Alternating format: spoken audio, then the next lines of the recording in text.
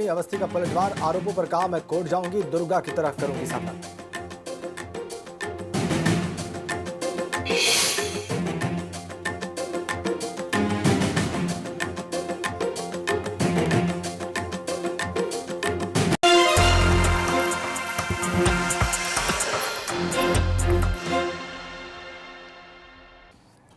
नमस्कार, स्वागत है आप सभी का एबीपी गंगा में। मैं हूं आपके साथ प्राची पारशर।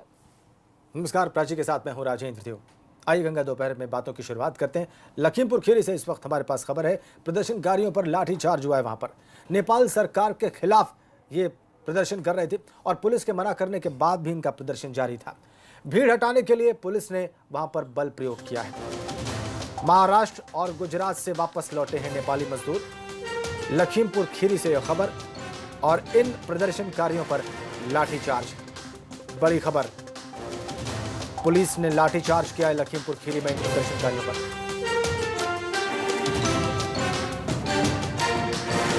प्रदर्शन कर रहे थे ये लोग, पुलिस ने बल प्रयोग कर दिया, लाठीचार्ज किया है नेपाली मजदूरों पर। मजदूरों की तकलीफ कम नहीं हुई। अब की बात पुलिस का लाठीचार्ज, प्रदर्शन करने पर बल प्रयोग पुलिस का लखीमपुर खीरी में। ये मजदूर नेपाल सरकार के खिलाफ प्रदर्शन कर रहे थे, उसके बाद भी पुलिस ने बल प्रयोग किया है। पुलिस के मना करने के बाद भी उनका प्रदर्शन जारी था और उसके बाद पुलिस ने आपा खोया, भीड़ हटाने के लिए बल प्रयोग किया, लाठीचार्ज कर दिया। लखीमपुर खीरी से ये ताजा अपडेट हमारे पास। महाराष्ट्र और गुजरात से वापस लौटे हैं नेपाली मजदूर।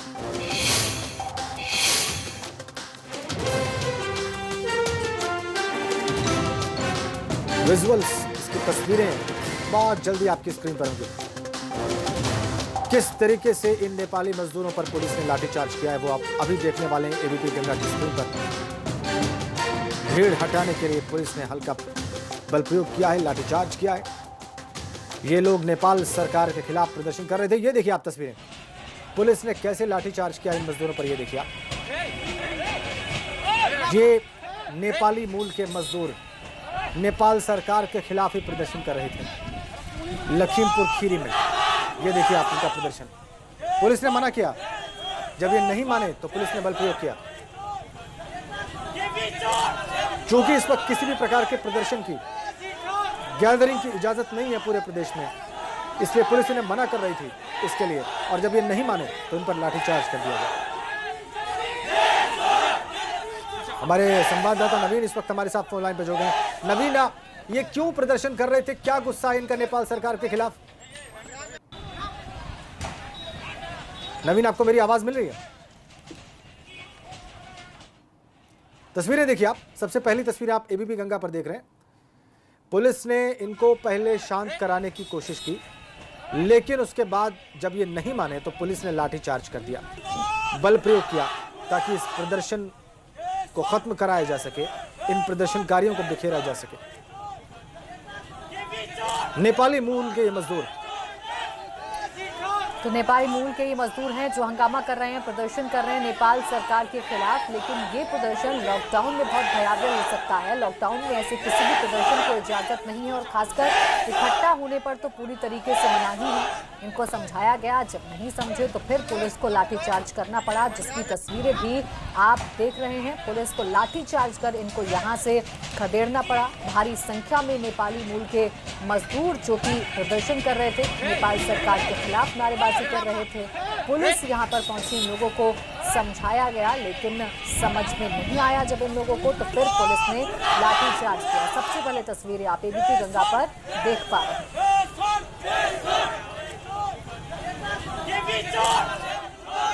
सबसे पहली तस्वीरें इस प्रदर्शन की आप देख रहे हैं। ये नेपाली मूल के मजदूर हैं और अपनी ही सरकार के खिलाफ ये प्रदर्शन कर रहे थे, उन्हीं के खिलाफ नारेबाजी कर रहे थे।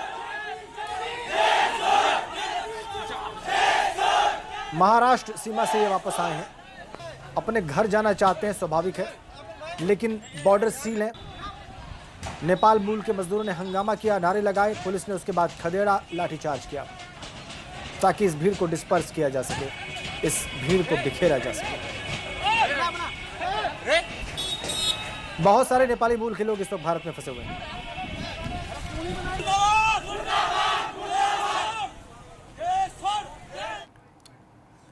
और एक और बड़ी खबर आपको बता दें, सपा मुखिया अखिलेश यादव ने भाजपा पर एक बार फिर से हमला किया है। भाजपा पर कमजोरों पर अत्याचार करने का आरोप अखिलेश यादव ने लगाया है।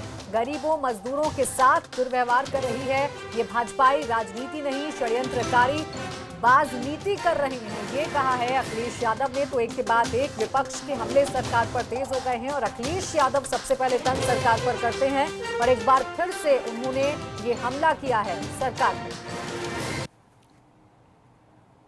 ये रहा ट्वीट का कंटेंट उनकी। अव्यवस्था के इस दौर में भाजपा कमजोर लोगों पर अत्याचार करने से चूक नहीं रही। ये उनका ट्वीट। गरीबों और मजदूरों के साथ दुर्व्यवहार कर रही है और उन्हें घर तक न पहुंचाने की बात कह रही है। घर तक न पहुंचाने के लिए तरह तरह के बहाने भी ढूंढ रही। अति निंदनीय। अखिलेश यादव का ट्वीट और इस ट्वीट के जरिए भाजपा पर हमला।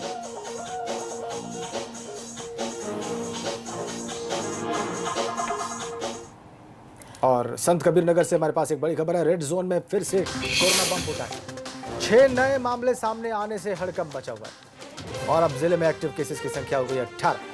सभी को L1 हॉस्पिटल में भर्ती कराया गया है। संत कबीर नगर से यह खबर। संत कबीर नगर से खबर, जहां रेड जोन में फिर एक बार कोरोना बम फूटा है। सभी को L1 अस्पताल में भर्ती करा दिया गया है। तो लगातार संख्या में इजाफा हो रहा है और लगातार कोरोना के मामले बढ़ रहे हैं। 6 नए मामले सामने आने के बाद अब संत कबीर नगर में हड़कंप मच गया है। जिले में एक्टिव केस की संख्या बढ़कर 18 हो गई है। फिलहाल L1 अस्पताल में इलाज चल रहा है, लेकिन एक के बाद एक तमाम जिलों में संख्या लगातार बढ़ रही है, जिसके बाद कहीं ना कहीं चिंता भी बढ़ गई है, क्योंकि लॉकडाउन 4.0 में बहुत सारी रियायत दी गई हैं। ये रियायत कहीं भारी ना पड़ जाए, ये सुनिश्चित करना होगा, क्योंकि कोरोना का संक्रमण लगातार बढ़ता जा रहा है। 6 नए मामले सामने आए संत कबीर नगर। और उधर उत्तर प्रदेश में बस पॉलिटिक्स तेज हो गई है। एक और यूपी कांग्रेस अध्यक्ष अजय लल्लू कल से पुलिस हिरासत में हैं, जिन्हें आज शाम 4 बजे कोर्ट में पेश किया जाएगा। तो वहीं अब कांग्रेसियों ने धरना प्रदर्शन शुरू कर दिया है। उधर शाम 4 बजे तक हर बॉर्डर पर कांग्रेसी बसों के साथ रहेंगे, ऐसा प्रियंका के निजी सचिव ने सरकार को पत्र लिखा है। लेकिन इस बीच सियासत और ज्यादा बढ़ती जा रही है। अब डिप्टी सीएम दिनेश शर्मा ने कांग्रेस पर राजनीति करने का आरोप लगाया है। उनका कहना है कि कांग्रेस पूरी तरह फर्जीवाड़ा कर रही है। कांग्रेस पार्टी के द्वारा नियोजित कोई बसें नहीं हैं, बल्कि ये सरकार के द्वारा भेजी गई बसें हैं। जब इन बसों का दी गई सूची का विश्लेषण किया गया तो पाया यह गया कि इन बसों में 460 वाहन, यानी करीब आधी बसें फर्जी निकली। आपदा के वक्त इस प्रकार का घिनौना मजाक शायद इससे पहले कोई राजनीतिक दल, इतना बड़ा राजनीतिक दल ने कभी नहीं किया होगा कि सूची दें और सूची के बाद एक सरकार की बसों की सूची निकले और उस सरकार की बसों की सूची में से 460 यानी करीब आधी बसें फर्जी निकल जाएं। इन 460 बसें जिनको मैं फर्जी कह रहा हूं, उसके पीछे तथ्य है हमारा कि 297 बसें कबाड़ हैं, यानी सड़क पर चलने लायक नहीं, उनकी फिटनेस नहीं है, उनके प्रमाण पत्र तक के वो फिटनेस के प्रमाण पत्र तक के वो काबिल नहीं है। और इस प्रकार की बसें जैसे 297 बसें जिनको मैंने कहा कि फिटनेस तक नहीं है, क्या हम उत्तर प्रदेश में प्रवासी श्रमिकों की जान का खिलवाड़ करें क्या? इन बसों में 98 ऐसे सूची में बद्ध हैं जो 3 व्हीलर हैं, कार हैं, एम्बुलेंस हैं, उनकी सूची भेज दी गई। इनमें से 68 ऐसे हैं जिनके कागज ही नहीं है। बिना कागज के वाहन कैसे हो सकते हैं, आप समझ सकते हैं भली बात। बॉर्डर पर कुछ बसों के साथ इन लोगों ने जो वीडियो बनाए, मैं पहले बता रहा हूं कि वो परिवहन निगम की बसें थीं। अब यहां पर सवाल ये उठता है, क्या ये राजस्थान सरकार की परिवहन विभाग की बसें एक राजनीतिक दल अपने निजी तौर पर क्या उनको एकत्रित कर सकता है क्या?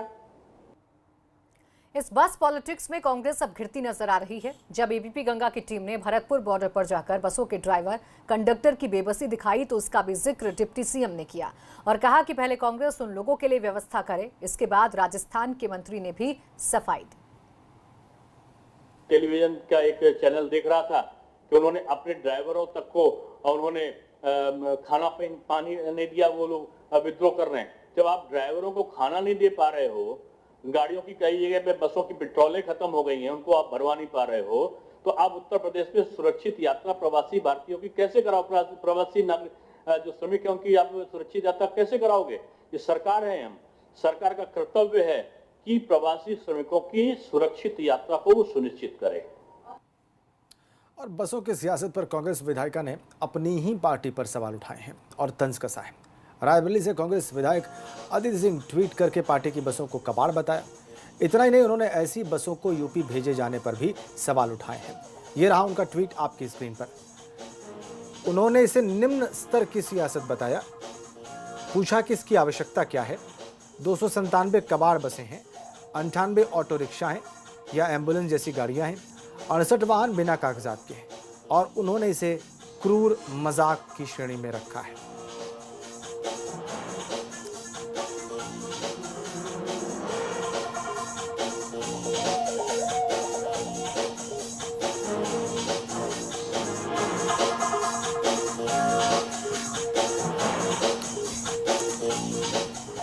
और बड़ी खबर आपको लखनऊ से बता दें, कांग्रेस मुख्यालय में धरना शुरू हो गया है। कांग्रेस मुख्यालय के अंदर कार्यकर्ताओं ने धरना शुरू कर दिया है। तो ये बड़ी खबर आपको बता दें, इससे पहले ये जानकारी भी हमने आपको दी थी कि कांग्रेस मुख्यालय के बाहर सुरक्षा बढ़ा दी गई थी क्योंकि प्रशासन को अंदेशा था कि ऐसा कुछ हो सकता है। लेकिन अब कांग्रेस मुख्यालय के अंदर कांग्रेस कार्यकर्ता धरने पर बैठ गए हैं और विरोध जताया जा रहा है यूपी सरकार का, क्योंकि प्रदेश अध्यक्ष अजय लल्लू फिलहाल पुलिस की हिरासत में है। शाम को 4 बजे कोर्ट में उनकी पेशी होनी है और लगातार कांग्रेस के कार्यकर्ता मांग कर रहे हैं कि उनको छोड़ा जाए। बड़ी खबर लखनऊ से, सियासत और गर्म होती हुई बसों की सियासी जंग कांग्रेस और सरकार के बीच में और जोर पकड़ती हुई। लखनऊ से खबर, कांग्रेस मुख्यालय में धरना शुरू, कार्यकर्ताओं का धरना। कांग्रेस अध्यक्ष अजय लल्लू इस वक्त पुलिस की हिरासत में, शाम को 4 बजे उन्हें पेश होना है कोर्ट में। और इसी बीच कांग्रेस हेडक्वार्टर्स लखनऊ के भीतर कांग्रेस कार्यकर्ताओं का धरना शुरू। लखनऊ से बड़ी खबर, प्रदेश अध्यक्ष की गिरफ्तारी के विरोध में धरना, बसों के रोके जाने के विरोध में प्रदर्शन जारी।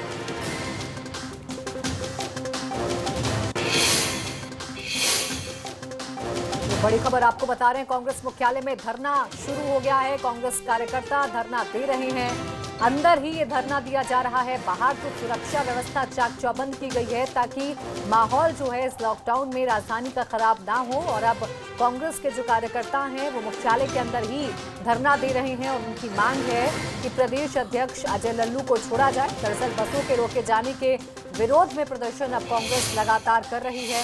कल भी हमने आगरा में तस्वीरें देखी थी जब अजय लल्लू की बहस हुई थी पुलिस प्रशासन से और फिर पुलिस ने उनको हिरासत में लिया था। अभी भी वो पुलिस की हिरासत में है और शाम 4 बजे उन्हें कोर्ट में पेश होना है।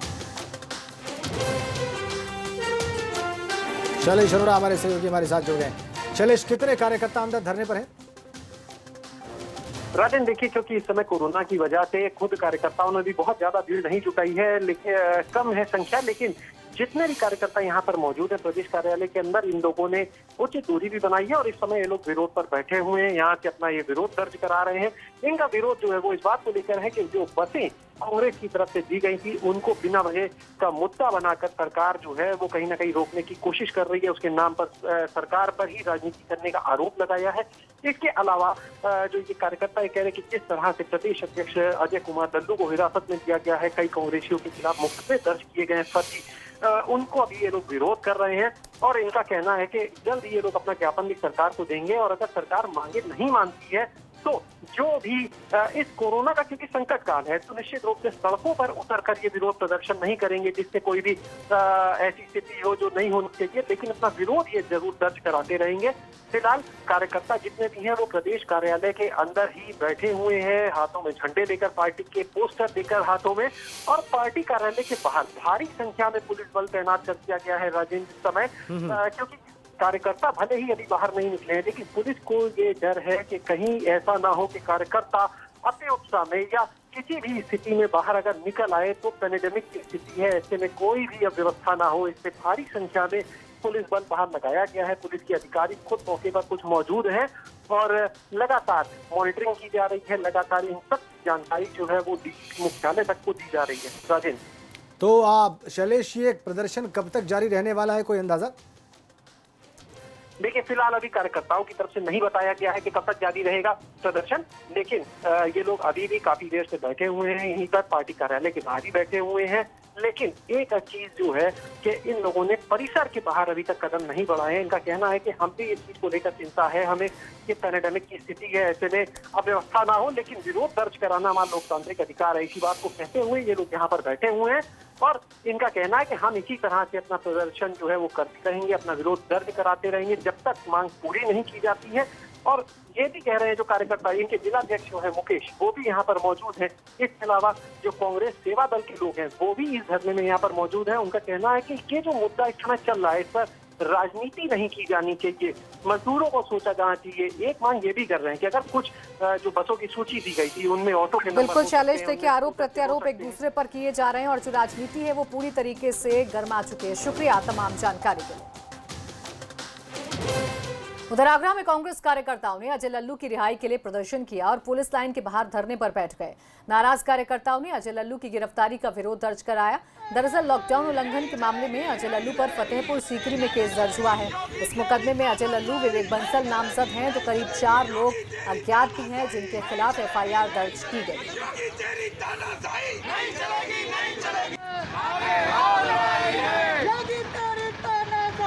दो तस्वीरें कल जब पुलिस हिरासत में लिए गए अजय कुमार लल्लू, उस वक्त की तस्वीरें भी आप देख रहे हैं, और आज उनको छोड़ने की मांग को लेकर जो धरना प्रदर्शन हो रहा है उसकी तस्वीरें भी आपकी स्क्रीन पर है। दो तस्वीरें। तो आगरा से लगाए लखनऊ तक कांग्रेस प्रदर्शन कर रही है। दो विषय है उसके पास, एक तो ये कि बसों पर राजनीति न की जाए उनकी और बसों को जाने दिया जाए, दूसरा ये कि उनके अध्यक्ष को तत्काल छोड़ा जाए। इस तरह के नारों के साथ आगरा में प्रदर्शन कांग्रेस कार्यकर्ताओं का।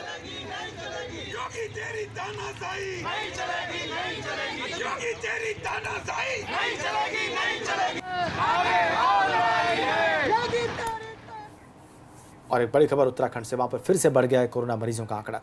24 घंटे में 9 नए कोरोना के मामले सामने आए हैं और इस तरह से कोरोना संक्रमितों की संख्या हो गई है वहां पर कुल अब 120।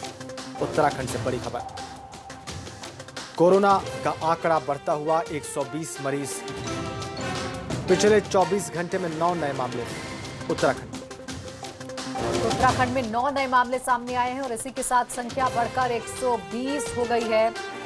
आंकड़ा लगातार उत्तराखंड में भी बढ़ रहा है और ये कहीं ना कहीं चिंता का सबब भी बन रहा है, क्योंकि एक तरफ सरकार कोशिश कर रही है कि अर्थव्यवस्था को पटरी पर लाया जाए, तो वहीं दूसरी तरफ कोरोना तेजी के साथ बढ़ रहा है। और सबसे ज्यादा चिंता सरकार के सामने ये है कि जो लोग बाहर से उत्तराखंड लौट रहे हैं वो कहीं कोरोना का खतरा लेकर तो नहीं आ रहे हैं, वो कहीं मुसीबत तो नहीं बन रहे हैं। इन तमाम बातों पर सरकार काम भी कर रही है, लेकिन इसके बावजूद संख्या लगातार बढ़ती है।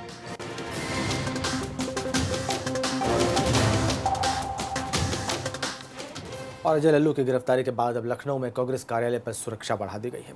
कांग्रेस पार्टी के मुख्यालय पर पुलिस फोर्स तैनात की गई है, क्योंकि अलग अलग जगहों से विरोध की खबरें आ रही थी।